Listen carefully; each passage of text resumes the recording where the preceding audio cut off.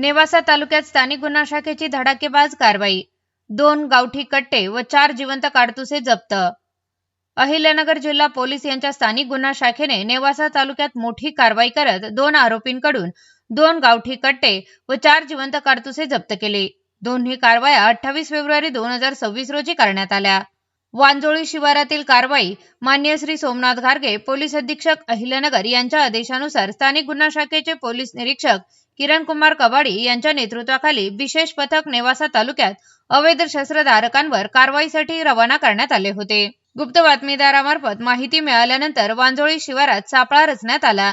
MIDC कडे जाणाऱ्या पांढऱ्या रंगाच्या चारचाकी वाहनास अडविण्यात आले। चालक पळून जाण्याचा प्रयत्न करत असताना पोलिसांनी पाठलाग करून त्याला ताब्यात घेतले। ताब्यातील आरोपीची नावे नितीन उर्फ ठणक भाऊसाहेब अल्लाहाट असे आहे।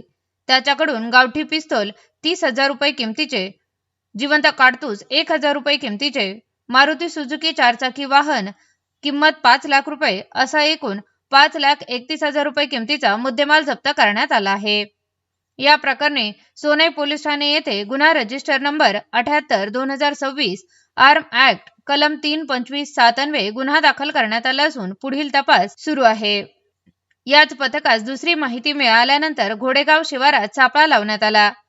राजेगावकडून येणाऱ्या पांढऱ्या रंगाच्या चारचाकी वाहनास थांबवून चालकास ताब्यात घेण्यात आले।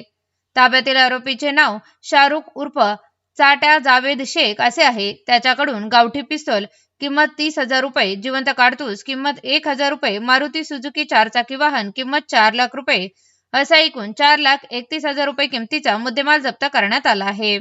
दोन्ही आरोपी विरुद्ध आर्म ऍक्ट नुसार गुन्हे दाखल करण्यात आले असून पुढील तपास सुरू आहे। पोलीस अधीक्षक सोमनाथ घारगे यांच्या मार्गदर्शनाखाली गुन्हा शाखेने ही कारवाई यशस्वीरित्या पार पाडली। जिल्ह्यात अवैध शस्त्र बाळगणाऱ्यांवर कठोर कारवाई सुरूच राहणार असल्याचे पोलिसांनी स्पष्ट केले आहे।